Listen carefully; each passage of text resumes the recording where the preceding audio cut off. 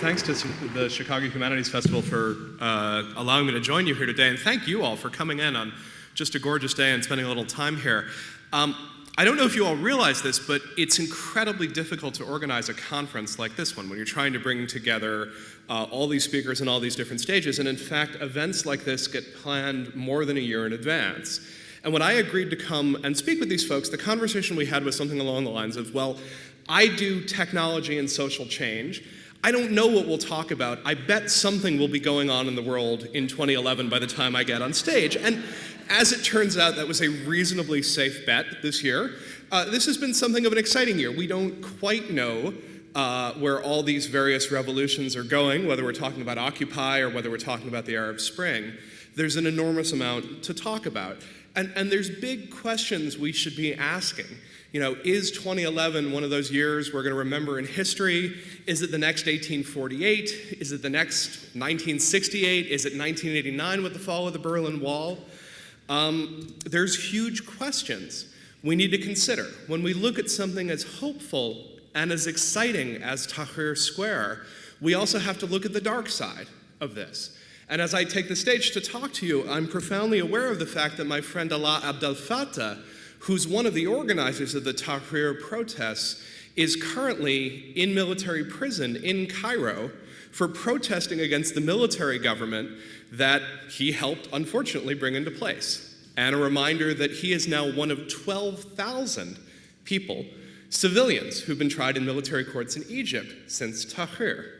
So there's a lot of really complicated questions we should be asking ourselves about what we've been seeing over the last couple of months. Is this good? Is this bad? Are we seeing a new world order? I would argue in some ways that what we're actually seeing is much more complicated than 1989. In 1989, as we had the collapse of communism, there was at least a system out there that people said, well, why don't we try that instead?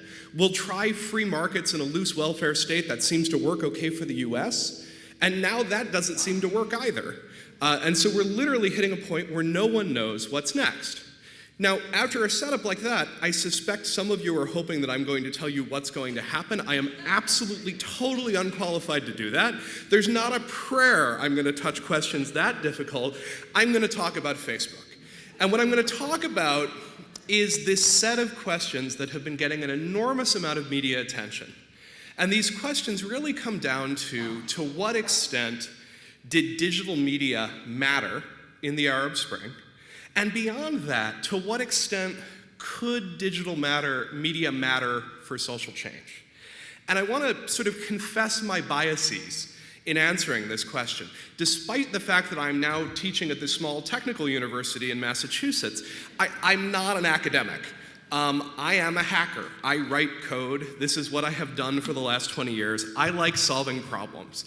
And to the extent that I hang out at universities, it's because I really, really like to get answers to questions so that I can put tools in people's hands.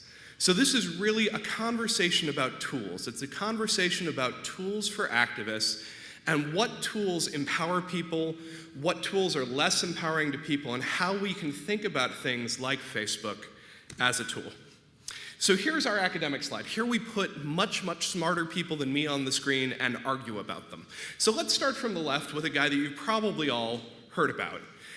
There's many things I like about Malcolm Gladwell. There's many things that I agree with him on. On this particular issue, I think he's totally full of it, but we should honor his point of view and at least put it out there, and then we'll rubbish it. Gladwell looks at the role of social media in the protests we've been seeing this year and says, I don't buy it.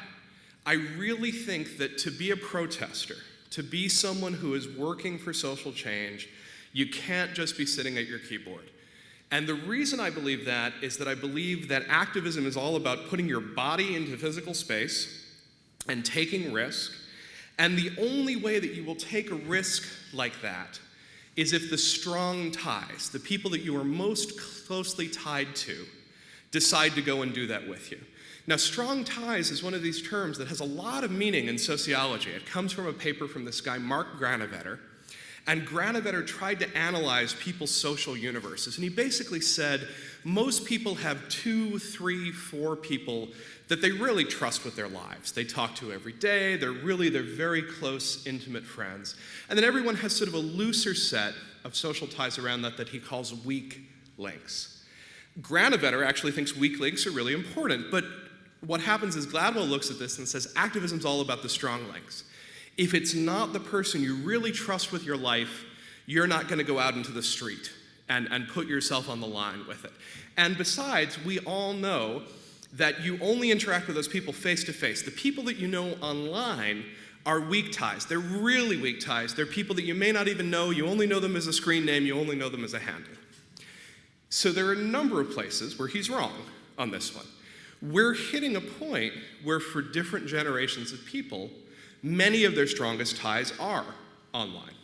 And many of the people that people pay the most attention to are the people that they're interacting with, not necessarily in physical space, but in virtual space.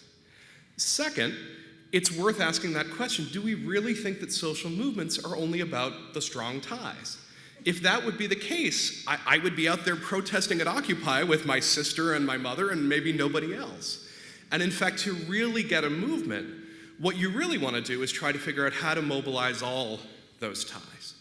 And as far as this question of personal safety and personal risk, it's very, very easy to sort of say, well, these people are just sort of tweeting.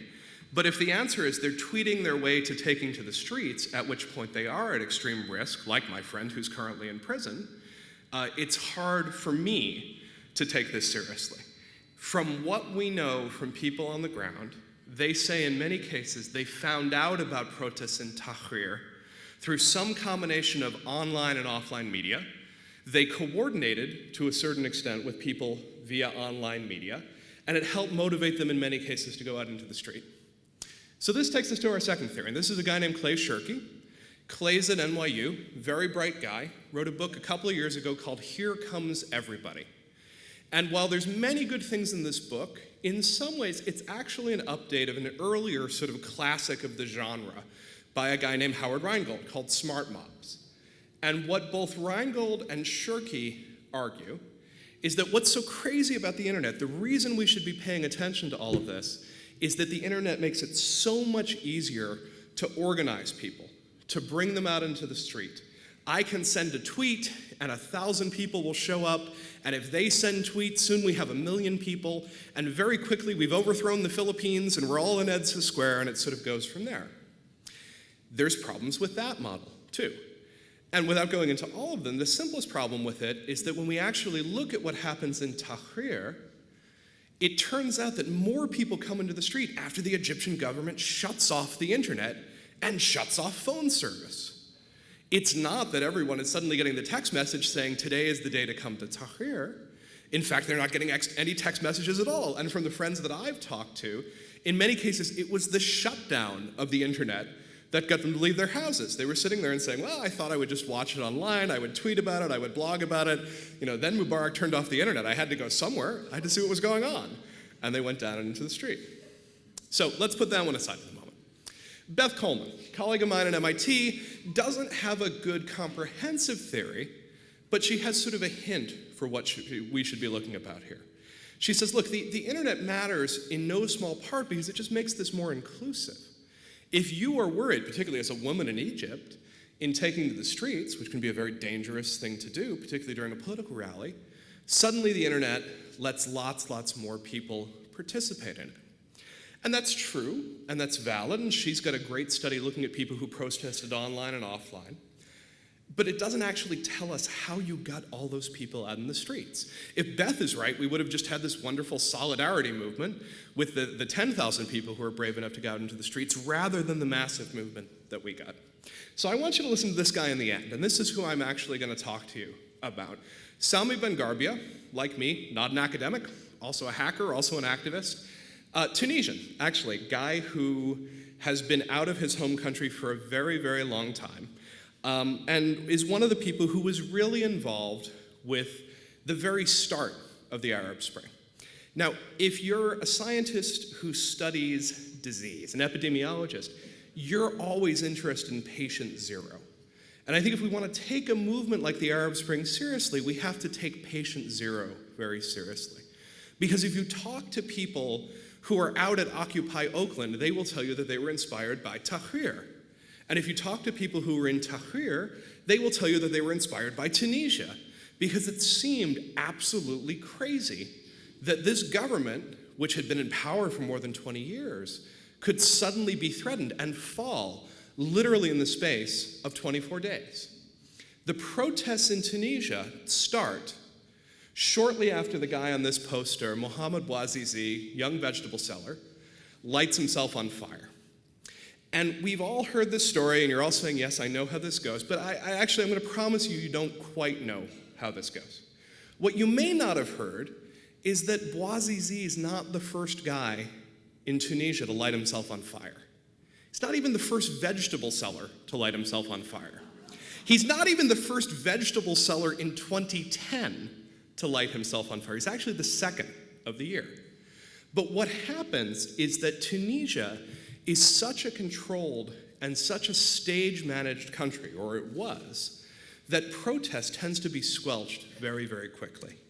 So there's a protest that starts erupting in 2008. It erupts in a town of about 60,000 people called Gafsa. Gafsa is a small mining village in the center of the country, and the protest is about corruption around the mining exam. If you don't pass this mining exam, you are never going to get a job in Gafsa. And it turns out that if you don't know the right people, or you haven't paid the right people, you're never going to pass the mining exam. And when this happens, and when a new generation of young Tunisians realize that they are now unemployed for the rest of their lives, you get street protests. And so the government does what it does. It sends troops down, they cordon off the city, they don't let anyone in or out, they certainly don't let journalists in or out, they certainly don't let foreign journalists in or out, they shoot people. And after about 3 or 4 days, everyone sort of gets the message, no one's hearing about this, we're getting shot at, it would be a good time to go home. What's crazy about this is 2 years later, in a smaller town, with perhaps less of a broad issue to protest about, the same thing happens and it doesn't work. So the government moves in, they cordon off the city, they fire live ammo at protesters, and for some reason, this doesn't stop the story from getting out there. So what happens? Well, the answer is it's really complicated. And this is the trick about understanding social movements. It rarely comes down to a simple phrase of here's what happened. So here's what happened. Here's the complicated version of what happened. Bouazizi lights himself on fire, writes a suicide note to his mother. His family start protesting on the steps of City Hall. One of his cousins takes a mobile phone, ordinary mobile phone that has a camera in it, makes a couple of videos of the protests. Those videos get uploaded to Facebook. Now, again, those of you who think you know the story then say, and then it goes viral. Things don't go viral, okay? Anytime you hear someone say that to you, it basically means, I do not know what happened next. In this case, we actually do know what happened next. And what happened next was pretty weird. It turns out that there's a group of Tunisian dissidents, including, by the way, my friend Sami, who monitor media from within the country incredibly closely. Any media that comes out of the country, they try to pay attention to. And they often try to critique it. Sometimes they try to sort of translate it. Sometimes they try to find a wider audience for it. So these little grainy videos are coming out on Facebook accounts that honestly not many people are following. People in Tunisia know that Facebook is being monitored by the government. You know, it's not that everyone, in Egypt, everyone does join the We Are All Khaled Said Facebook group. In Tunisia, everybody knows not to join the Friends of Sidi Bouzid Facebook group. Like, it's the way you're going to get arrested. But the guys who are out of the country, they're in Marseille, they're in Berlin, they're in Lebanon, they're watching Tunisian media, they grab this information and they package it in the way that you would package it for a television station. They put it together into coherent narratives, they put subtitles on it. It turns out that Tunisian Arabic is totally incomprehensible to most other Arabic speakers. So you literally have to translate from Arabic to Arabic and from Arabic to French and Arabic to English. And they package this together and they hand this off to Jazeera. Now, frankly, they hand it off to everybody. If the New York Times had wanted to run it, It was there, wasn't hard to find. My news organization was running this stuff as early as December 20th. The New York Times, by the way, mentions the name Mohammed Bouazizi for the first time, you can look this one up, on January 14, which is the day that Ben Ali gets on the plane and leaves for Saudi Arabia. US media misses the story almost entirely. We show up at the very, very end of it. But Jazeera, and particularly Arabic language Jazeera, gets it quite early on, and they get it because they have a giant chip on their shoulder regarding Tunisia. Whatever you think of Jazeera, and I suspect we'll have arguments at the end of this about what people think of Jazeera, whatever you think of Jazeera, these guys really do not like being told they cannot report on something. And Ben Ali never allowed these guys to have reporters on the ground. And so when the opportunity comes to talk about a story that makes Ben Ali look really, really bad, Jazeera grabs it, and they run with it, and they run hours of footage. And while Tunisians are a little bit afraid to go onto Facebook and look at this footage, it's not hard to go to a coffee shop, and every coffee shop is showing Jazeera. And we know that the government knows this because we have reports of coffee shop owners with policemen pleading to them to please turn the damn channel. But that's how people are finding out about this. And so people are able to see people in this small town are getting up and protesting. We see other small towns get up and protest. And very quickly we see the whole country get up and protest. 24 days, we go from this little video on a camera to a social network, to an outside entity, to a broadcast, to sending the message that maybe this is the time that we could do something different. So you may have seen that thank you Facebook slide. You may not have seen the thank you Al Jazeera slide. But they're actually, the next two shots, Mona Sash actually takes them one right after another in Tahrir Square. And for me, this is one of these reminders. It's one of these reminders that we tend to pay attention to whatever is newest and shiniest. We sort of assume that because Twitter gets used, because Facebook gets used, that must somehow be causal in all of this. And the truth is, it may be that broadcast is actually the most important thing that happens in these revolutions. It may also be that good old-fashioned labor unions and trade unions are incredibly important in all of this. What it really means is that this is much, much more complicated than we can ever simplify it down to one thing. So let's simplify it down to one thing. What's useful about Facebook in this case? Facebook is not where I would choose to hold my revolution. Facebook turns out to be a really dreadful platform to do certain types of behavior. It's really, really hard to publish manifestos on Facebook. Nothing has a permanent URL. It's really, really hard to publish a collection of media on Facebook. It's designed to stream to your friends. It isn't designed to have a central architecture. But Facebook somehow manages, in this case, in conjunction with these other tools and these other movements, to be a very, very powerful technology for change. And the reason for this is that Facebook, for whatever strengths and weaknesses, whatever flaws it has, understands some of the core architecture of the internet. So I'm going to tell you some secrets about how we built the internet. The truth of the internet is that when the internet first came into focus, when Tim Berners-Lee built a system at CERN, he was designing a system to allow physicists to share research papers with one another. And that's what the internet was sort of in the early 1990s, where guys like me were the only people who knew about it. It was really good for publishing papers. You had to know an awful lot to be able to do anything on it. And somewhere in the late 1990s, early 2000s, we ended up building Web 2.0. And if the purpose of Web 1.0 is to share physics papers, the purpose of Web 2.0 is to share cute pictures of kittens. And I mean this quite literally.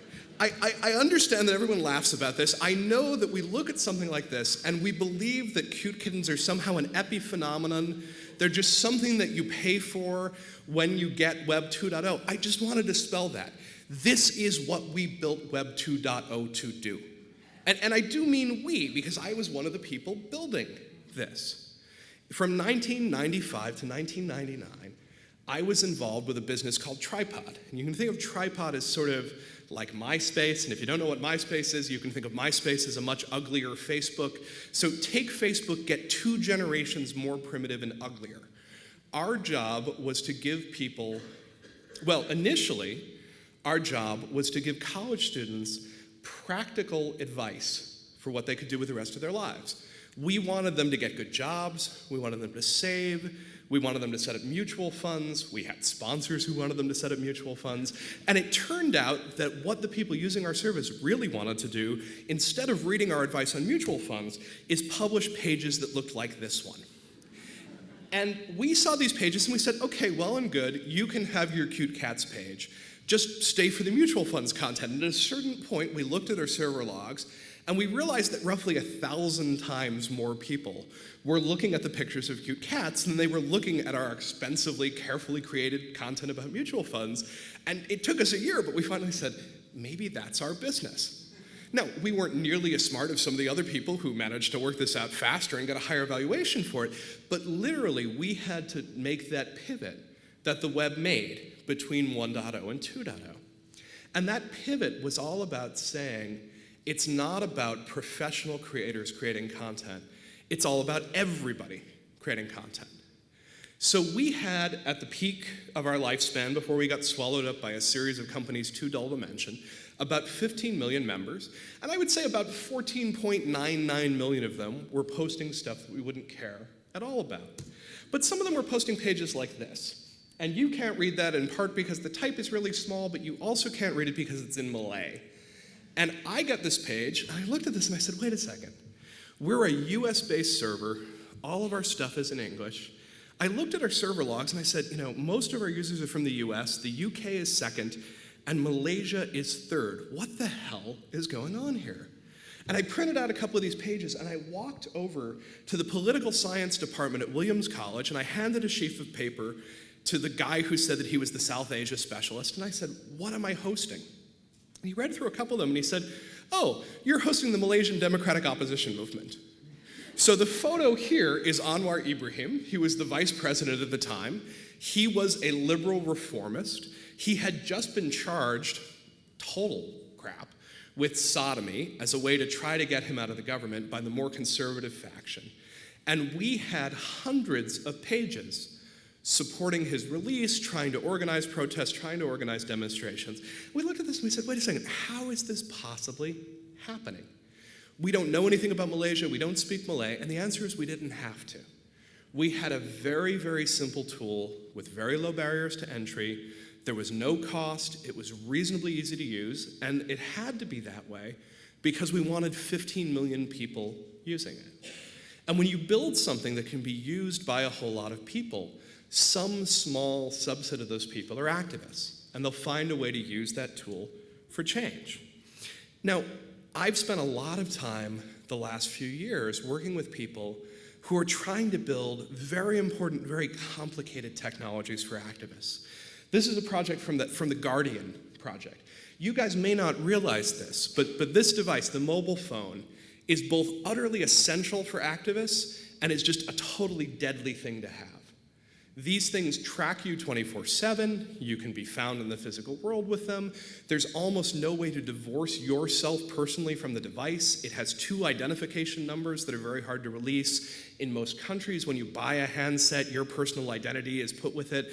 The only safe way for activists to use these things is basically to watch season 3 of The Wire and do what the drug dealers do.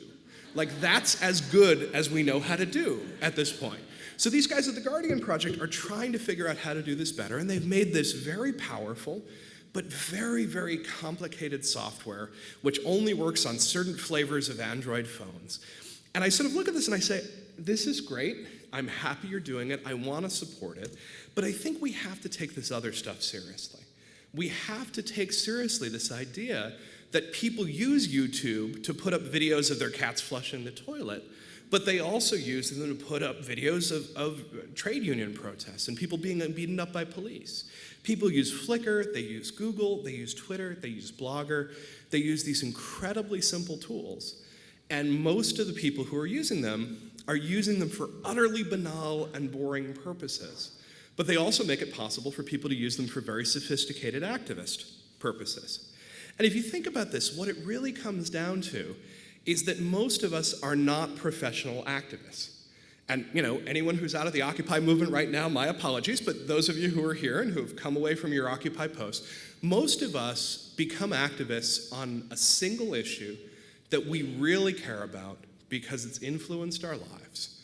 We don't have the special secured cell phone ahead of the time. We haven't worked out all the technical knowledge to protect ourselves. We pick up a tool because something has happened in our lives, and we try to figure out how to share how we feel about it. And if we're using Facebook to share, that's where we're going to share. And trying to engineer around that is a bad mistake. Trying to figure out instead how to make those tools more powerful and how to use them better is not a bad way to go. Guy on the left here is my friend Dowdy Were. He's a Kenyan, he's a blogger, has a great blog called Mental Acrobatics. It's not all that exciting most of the time. He mostly writes about sevens rugby. I don't know if you guys follow rugby, but it turns out that there's a slightly less confusing version of rugby called sevens rugby that if I'm drunk enough I actually understand. He follows it very, very closely, and you get lots of this on his blog. But when the Kenyan government had a disputed election in 2007 that rapidly turned into street violence in 2008, this guy, who was mostly read by a few thousand rugby fans, started going out into the streets and doing what Kenyan journalists were afraid to do. He would go out and take pictures of the confrontations between the police forces and the Orange Movement protesters. We call this latent capacity. It's not that Dowdy decided that he suddenly wanted to become a photojournalist. It's not that he decided to scrap other aspects of his life. He's a working class guy, first and foremost. He's a blogger, second, a photographer, third, but he had the right skill set so that at that particular moment where something happened in his life, he was able to use the tools he already had to be a participant in this larger political struggle. And that's the way it works for most people.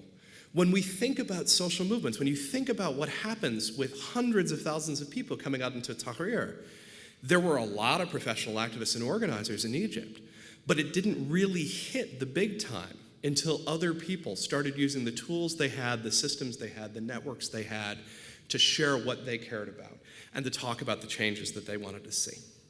Now, there's another reason why tools like Facebook, tools like YouTube, tools like Dailymotion, which is a YouTube equivalent, are really powerful.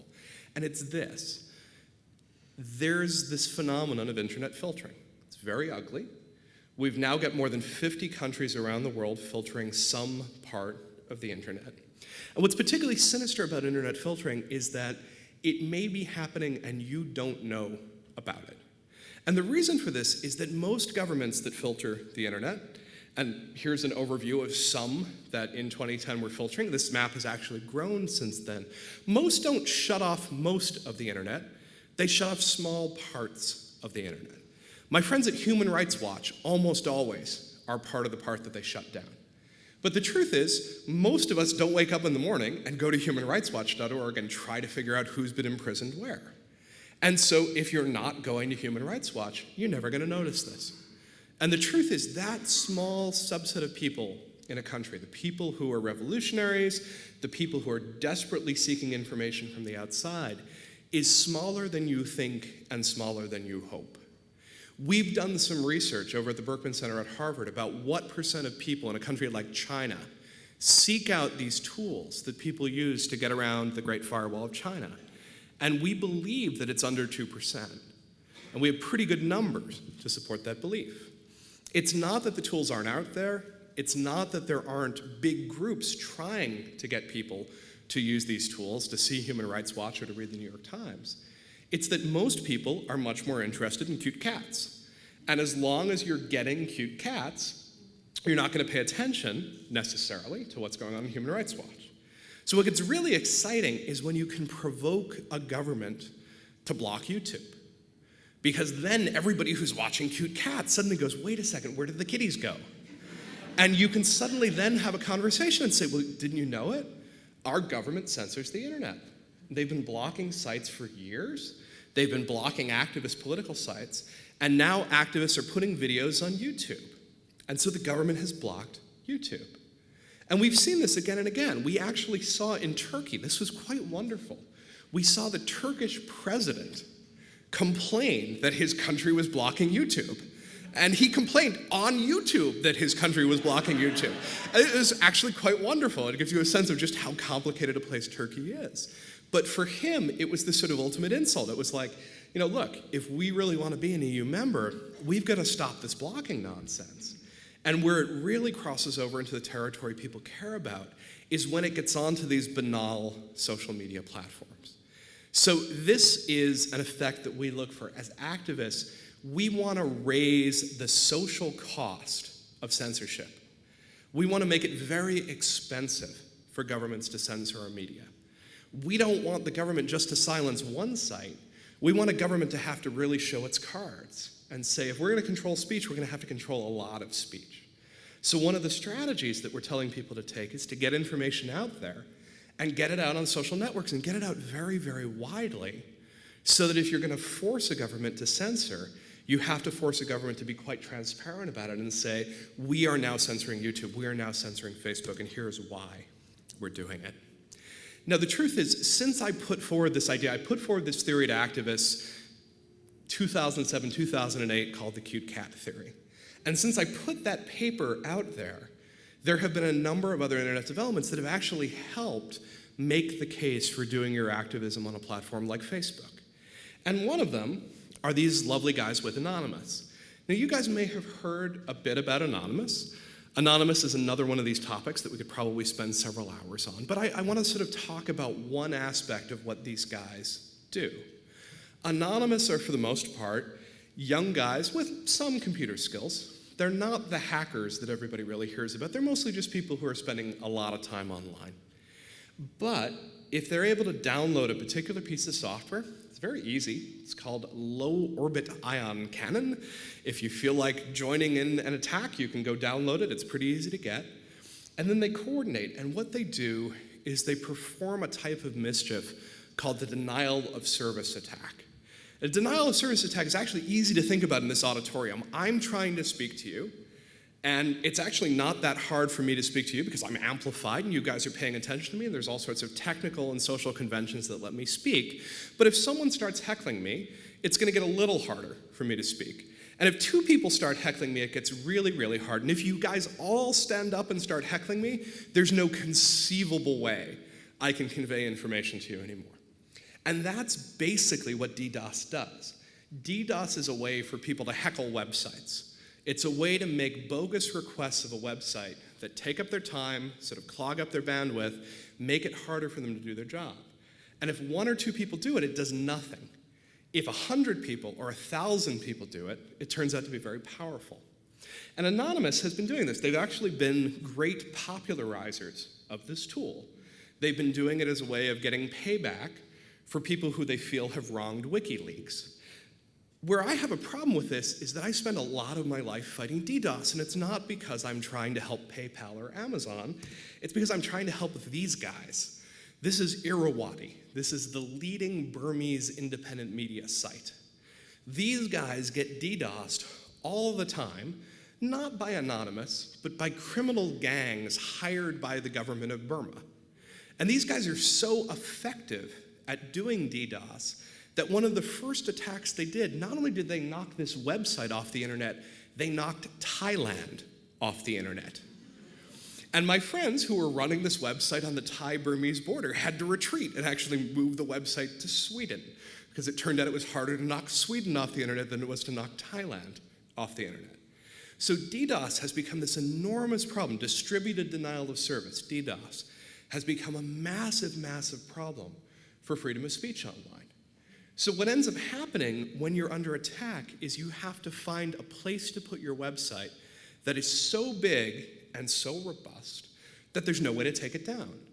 And for most of us, that's something like Amazon, or it's something like Blogger, or Google, or YouTube. And so we all find ourselves now flocking, again, to these simple tools that most of us think of them as cute cat tools, but because they end up being very, very powerful platforms for freedom of expression. Here's where this theory generally hasn't worked: China. China has had some very, very interesting responses to this whole thing. China got out in front of the cute cats idea. And they decided to control the internet not one, not two, but three different ways. And the first way they decided to control the internet is one that we've probably all heard of. It's the Great Firewall. Lots of parts of the internet are very hard to get to from China. It's really hard to get onto YouTube. It's really hard to get onto to Facebook. But it's really easy to get onto Youku. And Youku has the functionality of YouTube. It just happens to be in Chinese.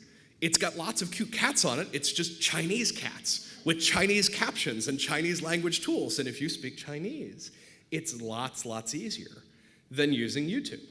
So you don't necessarily need YouTube. If all you want are the cute cats, come to Youku. They're there. They're not blocked by the firewall. There are interesting things that happen on Youku, though. If you try to put certain types of content up on these Chinese-hosted platforms, the platform will bite you back. So this is a screenshot from Microsoft's platform in China. This is Microsoft Space's platform. My friend Rebecca McKinnon has tried to create a blog. It's titled, "I Love Freedom of Speech, Human Rights, and Democracy." And the system comes back and says, you must enter a title for your space. The title must not contain prohibited language such as profanity. Please type a different title. So literally, she cannot use the words human rights or democracy in naming this space. The platform itself won't let her do this. We call this intermediary censorship. This is when the platform, the intermediary, jumps up and tries to find a way to block what you're doing. Finally, the Chinese do something very interesting. You've probably heard of the 50-cent party. By the way, when you put these slides together, you sit on Google, you sort of search for things, you're looking for an illustrative image, you search for 50-cent party, this is not what you get. Anyway, we didn't use that image. The 50-cent party are trained commentators who are posting on these same sites. And so that if you do manage to get a message through challenging certain government principles, you're likely to be shouted down by paid commentators who are there to sort of contest with you and contest in the spaces. So there's tons of social media in China. There's lots and lots and lots of it. There's 400 million internet users. They're doing really interesting stuff. And they do it using two weapons. The first is humor. So this image became hugely popular in the Chinese blogosphere about 2 years ago.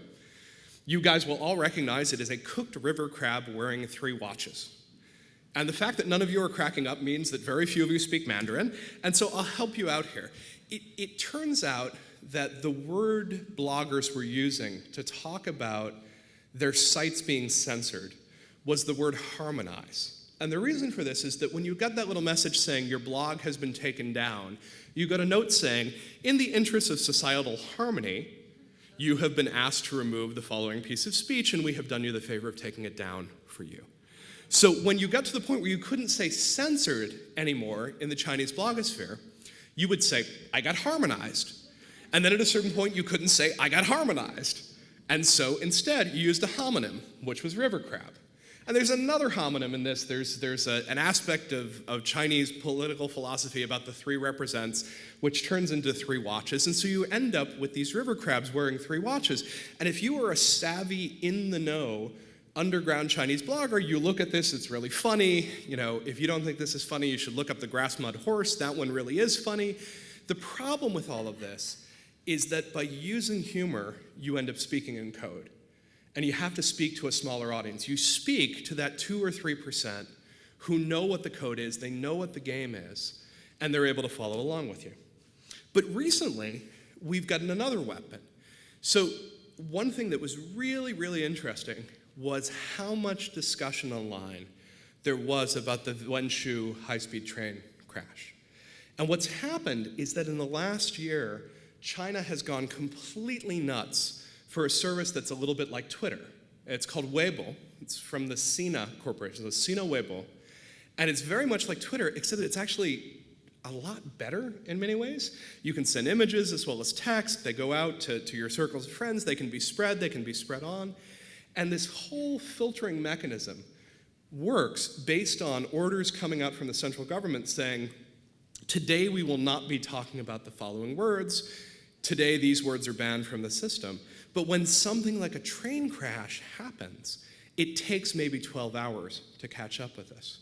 And so what we're starting to see is this whole system for controlling these platforms in China may literally not be fast enough to keep up with what's going on. And in the wake of all the discussion of the train crash, we now see China doing something that's actually kind of weird, which is they're basically threatened to arrest people who are spreading disinformation on social networks. And this is not weird in the sense that we wouldn't expect China to arrest people for spreading misinformation, but it's weird that they even have to threaten it, because up until now, they've had such effective technical control. But it looks like at the moment that speed is starting to threaten what's going on here. So here's the thing. Any of these platforms, whether it's Sina Weibo, whether it's Facebook, whether it's YouTube, these are all potentially very powerful political spaces, but they are public spaces owned by private entities. And if you decide to hold a protest on one of these, whether you're in China or whether in the United States, you actually have the same problem, which is you're not so much even worried about the government as you are worried about who owns that space. So if you think about what's going on at Occupy in Zuccotti Park used to be Liberty Park, till it got bought by a real estate developer named Zuccotti, who then got zoning easements by creating what's called a privately owned public space. And in fact, the rules on usage of Zuccotti Park are not set by the city of New York. They are set by the owners of Zuccotti Park, who, by the way, a couple of weeks ago decided that it would be a really good idea if they banned anyone sleeping in the park either on a bench or on the ground. And there's been a very quiet battle going on between the owners of Zuccotti Park and the NYPD, where Zuccotti Park keeps saying, why don't you enforce our rules? Why don't you come arrest these guys? They're breaking the rules for our privately owned public space. You should break this up. And the NYPD is saying, wait a sec, we're not Oakland here. We don't want to do that. This is the same thing that happens to us in cyberspace. When we go onto a site like YouTube or to Facebook, we are subject to a set of terms of service, which are a private legal agreement between us and the company. The First Amendment to the Constitution, Article 19 of the Universal Declaration of Human Rights have nothing to do with this document. This is a private commercial contract. I've written these private commercial contracts. They are designed to screw you as the user. Because if I'm going to write it, I write a contract of adhesion, which basically says if you're going to come into my space, I have the right to remove you at any time for any conceivable reason. And if you think this doesn't happen, you should look at what happened to WikiLeaks. WikiLeaks had to move off of its servers in Europe because those servers were coming under distributed denial of service attacks, and they were getting smoked. And the only thing they knew to do was to move on to Amazon, because Amazon has a very, very big server farm that you can rent.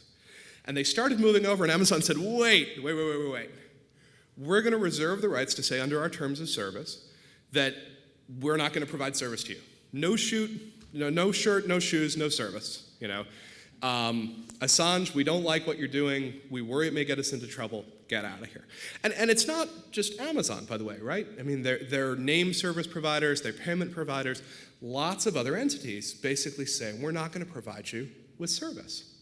And so WikiLeaks actually had to go back for a while to a situation where they were back under these attacks because they couldn't find a way to keep doing this via Amazon. Now, there are very, very smart people trying to figure out how to solve this technically. And that guy on the right is Eben Moglen. He's a very, very smart legal scholar. He has this idea for a freedom box. And the idea is that we're all going to plug in a little freedom box in our homes. We're going to connect them to the internet. And the next time WikiLeaks tries to get a server out there, we're all going to collectively host it. We're all going to share the pain of doing it or the benefit of doing it. And I got to say, Skeptical Cat is skeptical of Freedom Box. And the reason Skeptical Cat is skeptical is, first of all, that my connectivity into my house is provided by a corporation where I have a terms of service, where if I'm doing certain things on those terms of service, they can cut off my service. And I think if a lot of people running Freedom Boxes suddenly find themselves cut off from their ISPs, you may have a real pushback. But the reason Skeptical Cat is skeptical is that the Freedom Box is a violation of the cute cats theory. The cute cats theory says, I'm not necessarily going to publish my secret documents on my super secret software that I have to plug into my wall. I'm probably going to share it through the tools that I already have. I'm probably going to share it through Facebook or through YouTube or whatever I already know how to use. And thus, it ends up being really incumbent upon us to try to figure out how to have a conversation about how we protect our rights in these privately held public spaces. So you may have heard Facebook has taken quite a bit of credit for the fact that Wael Ghonim organized this group, We Are All Khaled Said, a group about Egyptian police torture on Facebook. What Facebook will very rarely tell you is they took the page down 6 times. And they took it down 6 times because people complained about the page. They said the page is inciting hatred, it's inciting violence. Facebook looked at it and said, hey, it's in Arabic. We don't really know what it's about. I guess they're probably right, we'll take it down. And then the second and third times they took it down because the people who complained about it said the guy who's running this page, that's not a real name. It's a pseudonym. And Facebook has this very strict policy that says if you don't work under your real name, we have to take you down. It took the influence of an Egyptian Canadian calling dozens of times Facebook to say, look, I will personally take responsibility for it. Here is a copy of my Canadian passport. I will run this site, let me run this page. And that's why this page was actually in place by the time people take to Tahrir. This happens again and again and again. This is my buddy Wael Abbas. Well before Khaled Said got beaten up by the police, this guy, a very brave journalist, has been putting up videos of Egyptian police torture. He's been putting them up on YouTube, and YouTube did what YouTube does. They said, these are really violent, we're gonna take them down. And to their great credit, when people complained about this, when people put Wael Abbas in touch with Olivia Ma, one of the general counsels over at Google, Google finally said, wait a second, we need a better way to do this. And they now have a policy. If they find a video that violates their terms of service because it's dangerous or it's violent, but it has human rights implications, they have a whole formal process to get through this. And so what this meant was when friends of mine in Bahrain started sending me videos of the Bahraini government opening fire on peaceful demonstrators, by the way, a government we continue to support, and they sent them to me because they said, YouTube's gonna take these down. YouTube didn't take them down. YouTube did the right thing. They put them up with a warning, saying, if you look at this, this is really disturbing, and this falls well outside of our normal terms of service. This is not cute cats. But we acknowledge that this needs to be here because we acknowledge the importance of having a network public sphere. My dear friend and colleague, Rebecca McKinnon, is about to put out a book, you should go order it right now, called Consent of the Network, which basically says these guys running Facebook, running YouTube, these guys are benevolent dictators. They've got all the control over the space, and it's time for us to ask for a Magna Carta. All we want is the writ of habeas corpus. Tell us why you took the damn page down. Give us an appeals process. And so we're gonna stand up in the same way that landowners did in England and demand at least some basic rights if we're gonna use this platform. Rebecca's a lot fierier than I am. I'm a geek, and so I'm talking to the tech guys. And I'm going to the tech guys, I'm going to the guys that I used to work with, and I'm saying, guys, look, I think you've got at least 3 responsibilities. You gotta keep your job, your companies need to make money. We're all net guys. We all understand we want the net to thrive. But I want you to take on this 3rd responsibility. I want you to understand that this space that you're building is the most important political space in the world right now. And we have a responsibility, even though we're corporations running it, to keep it open, to keep it generative, and to keep it free. In other words, we want our kitties, but we want our rights too. So that's what I wanted to talk about. Thank you.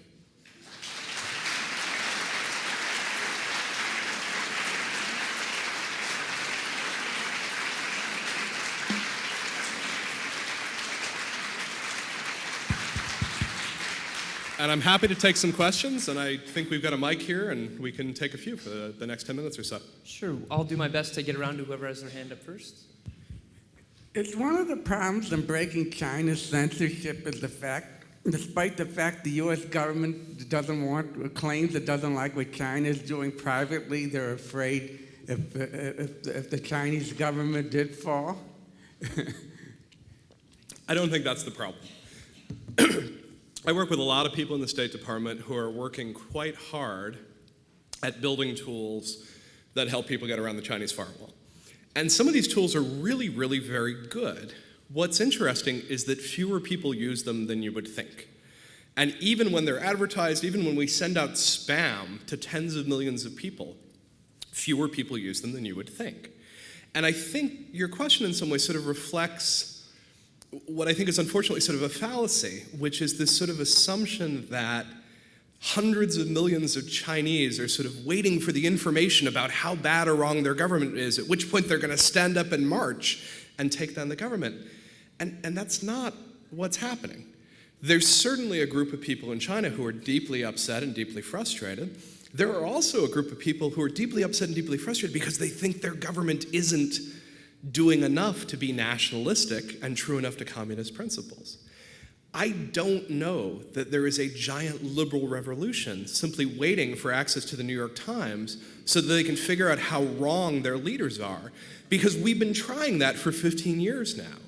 And there's a lot of really smart Chinese who read the New York Times, and it's not doing anything. And I really think there's something else going on there. So I really don't think it's a government conspiracy, in part because I see how much work my friends within the US government are doing to try to make that information accessible. And the arguments that we end up having is, wait a second, why isn't this working? And I think the why of it not working is that information is not the only factor you would need to spark people to take social change. We have another question?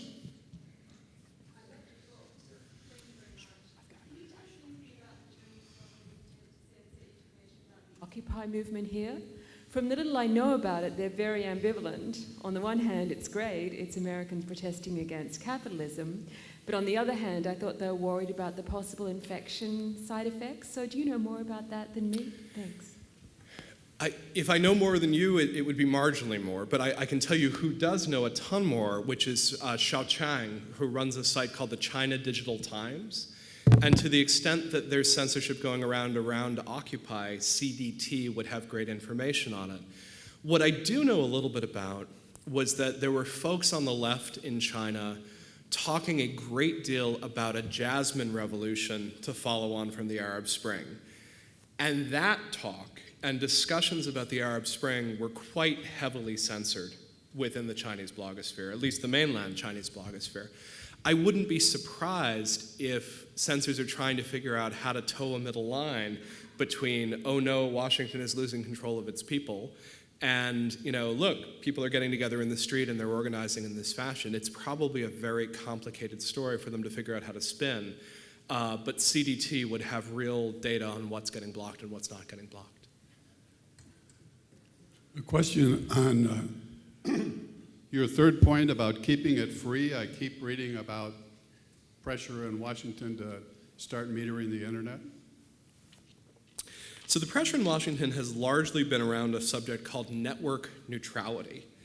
And network neutrality has been a real rallying point for guys like me, because there's a real fear that if you get to the point where Comcast has a deal with Google, and Google's really, really fast on Comcast, but it's really, really slow on Verizon, that we don't have a single unitary internet anymore. That the internet looks really different depending on who your on-ramp onto the internet is.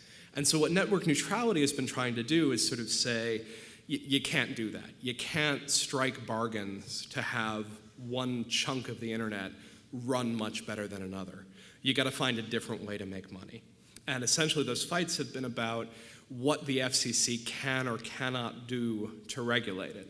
And it's been a little dicey. It looks like recent decisions suggest that the FCC is going to have some ability to regulate and some ability to protect network neutrality.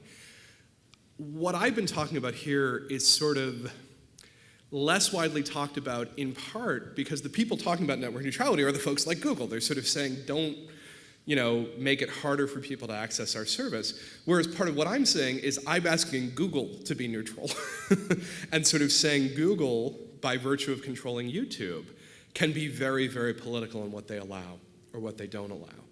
What you're going to find from old school net guys like me is that we really want pretty much any form of content to be possible online. And we can argue about any form, and I'm going to come back to the maxim, which is if it's illegal offline, it's illegal online.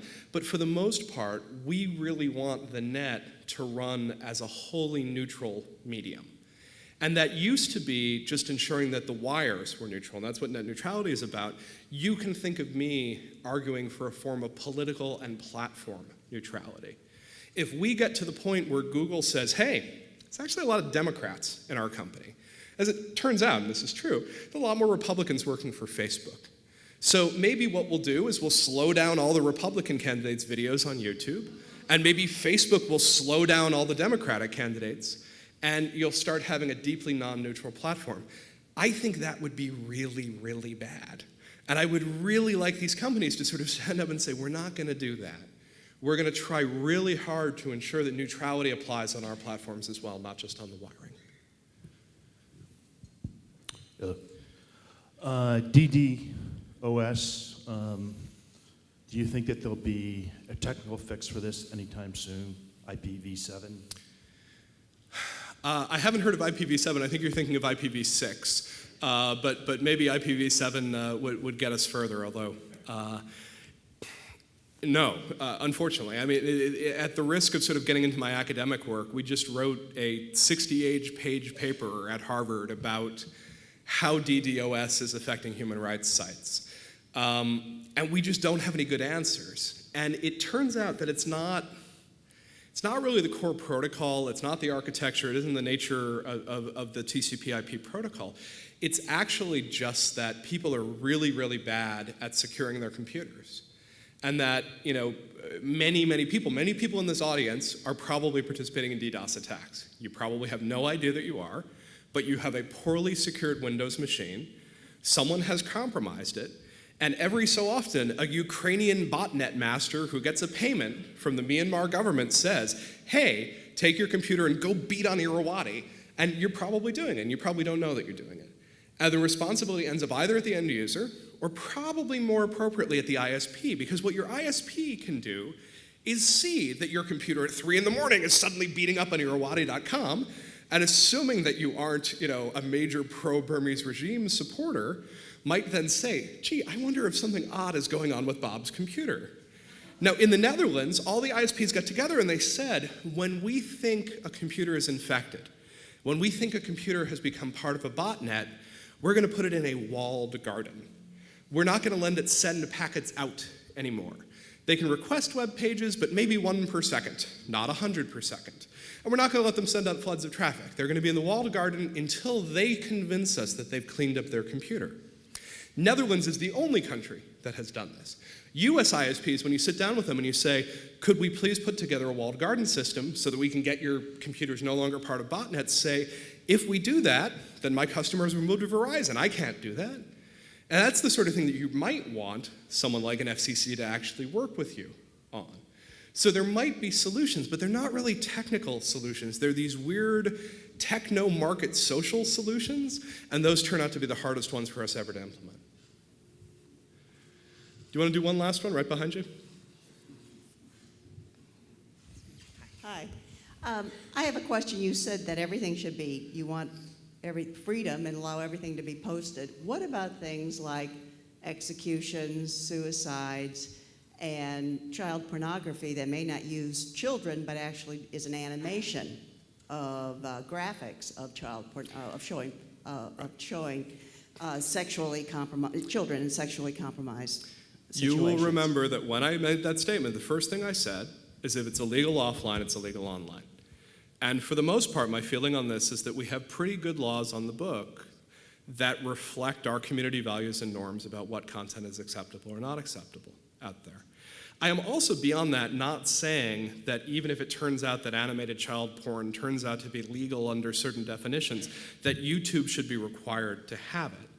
What I'm arguing instead is that YouTube and everybody else who's out there needs to think very seriously about how it polices its space, that it's providing a space for political speech. I'm not in any way saying I want mandates that YouTube has to carry every sort of content. What I am asking is that YouTube and all the other entities in this space find a way to say, we're going to put forth a process so that speech that is valuable political speech can have an appeals process so that when it bumps up against the terms of service, there's a chance that it survives rather than simply getting destroyed by the bureaucracy. But what I would say with that question, more than anything else, is that I think people make this mistake about the internet, that they assume, as John Perry Barlow tried to make an argument for it in 1995, that it's another country. It's not another country. The laws apply where the server is and where you access it. And if that content's illegal, either where the server is or where you access it, those laws apply. And we've now got 20 years of jurisprudence backing that up. Legislating the internet qua internet is not particularly helpful. To the extent that we want to legislate limits to speech, we have to legislate limits to speech. And in the US, we're generally pretty careful about legislating limits to speech. So those are the limits of my speech. I'm being told that I'm stopping there. I'm happy to continue the conversation. My email address is really easy to remember. I do answer email. I do answer tweets. Get in touch. I'm happy to answer more questions, and thank you all for being here.